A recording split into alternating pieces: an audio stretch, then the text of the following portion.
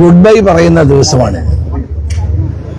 കേരളത്തിലെ ജനങ്ങൾ കഴിഞ്ഞ 10 വർഷക്കാലത്തെ ഇരുണ്ട ഭരണത്തിന് അവസാനം കുറിച്ചുകൊണ്ടൊരു പുതിയ പ്രഭാതത്തിലേക്ക്, പുതിയ വെളിച്ചത്തിലേക്ക് എത്തുന്നതിന്റെ നടപടികളാണ് ഇപ്പോൾ കേരളത്തിലൊട്ടാകെ നടന്നുകൊണ്ടിരിക്കുന്നത്. UDF അനുകൂലമായ ഒരു തരംഗം കേരളത്തിൽ ആഞ്ഞടിക്കുക. എനിക്ക് പറയാനുള്ള ഗുഡ് ബൈ പിണറായി വിജയൻ എന്നാണ്. ഇന്ന് ജനങ്ങൾ ആഗ്രഹിക്കുന്ന ഒരു മാറ്റമാണ്, ഒരു ഭരണമാറ്റം കേരളത്തിൽ ഉണ്ടാവുകയാണ്. അതുകൊണ്ടാണ് അഭൂതപൂർവമായ തിരക്ക് എല്ലാ പോളിംഗ് സ്റ്റേഷനിലും നമുക്ക് കാണാൻ കഴിയുന്നത്.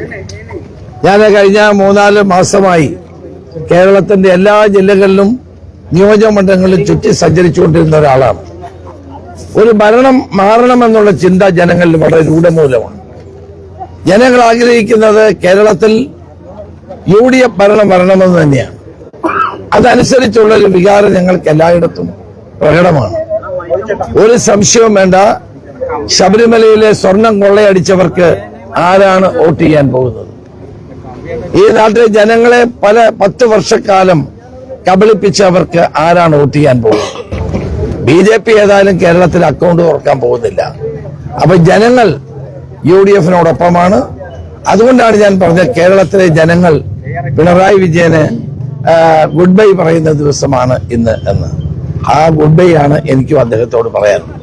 വോട്ടിന് കോഴ ആരോപണം, അതായത്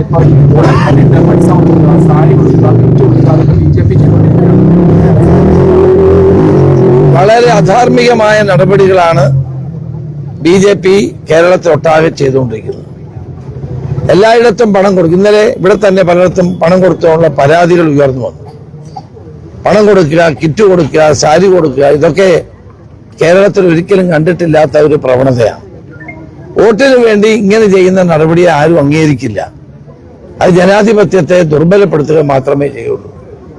മറ്റൊരു രാഷ്ട്രീയ പാർട്ടികളും ഇങ്ങനെ ചെയ്യാറില്ല. BJP ഇത് ചെയ്യുന്നത് അധാർമികമായ നടപടിയാണ്. BJP ഇതിന് മറുപടി പറയേണ്ടത് ആവശ്യമാണ്.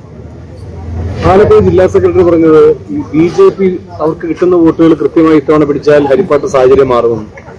അല്ല, അത് വോട്ടെണ്ണി കഴിയുമ്പോൾ അവർക്ക് പിടികിട്ടും. വോട്ടെണ്ണി കഴിയുമ്പോൾ നാസറിനെ പിടികിട്ടും. കഴിഞ്ഞ തവണ ഇത് പറഞ്ഞതാണ്. ഇവിടെ BJPയും CPM-ഉമായിട്ടാണ് ധാരണ. കഴിഞ്ഞ തവണയും CPM-ന്റെ വോട്ടാണ് BJPയിലേക്ക് പോയത്.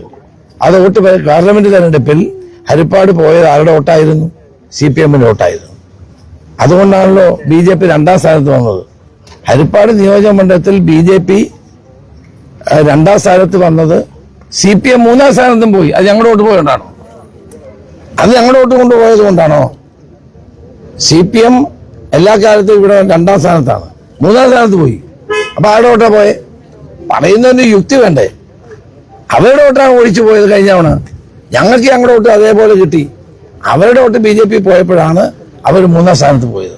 കായംകുളത്ത് 3ാം സ്ഥാനത്ത് പോയി. പല സ്ഥലത്തും അവർ 3ാം സ്ഥാനത്ത് പോയി. ഏതായാലും BJP ആയിട്ടുള്ള കൂട്ടുകെട്ട് CPM അവസാനിപ്പിക്കണമെന്നാണ് എനിക്ക് അവരോട് പറയാനുള്ളത്. നാസർ ആദ്യം സ്വന്തം പാളയത്തിലെ പട നോക്കട്ടെ. ഞങ്ങളെ സംബന്ധിച്ചിടത്തോളം ഞങ്ങൾ വൻ വിജയം കേരളത്തിൽ നേടും. ആലപ്പുഴ ജില്ലയിലും ഇത്തവണ വൻ വിജയമായിരിക്കും UDF നേടുന്നത്. മതവികാരത്തെ വ്രണപ്പെടുത്തുന്ന രീതിയിലുള്ള വീഡിയോസ് ഒക്കെ പ്രചരിക്കുന്നുണ്ടല്ലോ. അതെ, എനിക്കെതിരായി തന്നെ മതവികാരം ഇളക്കിവിടാൻ വേണ്ടിയിട്ടുള്ള വീഡിയോ പ്രസിദ്ധീകരിച്ചു. അത് AI വീഡിയോ ആണ്. അതിന്റെ പരാതി എന്റെ ഇലക്ഷൻ ഏജന്റ് കൊടുത്തു. ഇലക്ഷൻ കമ്മീഷൻ ഗൗരവതരമായി എടുത്ത് കേസെടുത്തിരിക്കുകയാണ്. ഇലക്ഷൻ കമ്മീഷൻ കേസെടുത്ത് നടപടിയായിട്ട് മുന്നോട്ട് പോവുകയാണ്. ഒരിക്കലും തെരഞ്ഞെടുപ്പ് രംഗത്ത് കാണാത്ത തെറ്റായ പ്രവണതകളാണ് BJP എന്റെ ഈ മണ്ഡലത്തിലും മറ്റു സ്ഥലങ്ങളിലും അവലംബിച്ചിരിക്കുന്നത്. ഇതൊന്നും ഒരിക്കലും അംഗീകരിച്ചു കൊടുക്കാൻ കഴിയുന്ന കാര്യമല്ല. സാർ, 8-1 ഇപ്പോഴത്തെ അവസ്ഥ ആലപ്പുഴയിൽ, അത് എന്തായിരിക്കും മാറുക? ഇവിടെ എല്ലാ സീറ്റിലും നല്ല മുന്നേറ്റമാണ് UDF നടത്തിക്കൊണ്ടിരിക്കുന്നത്.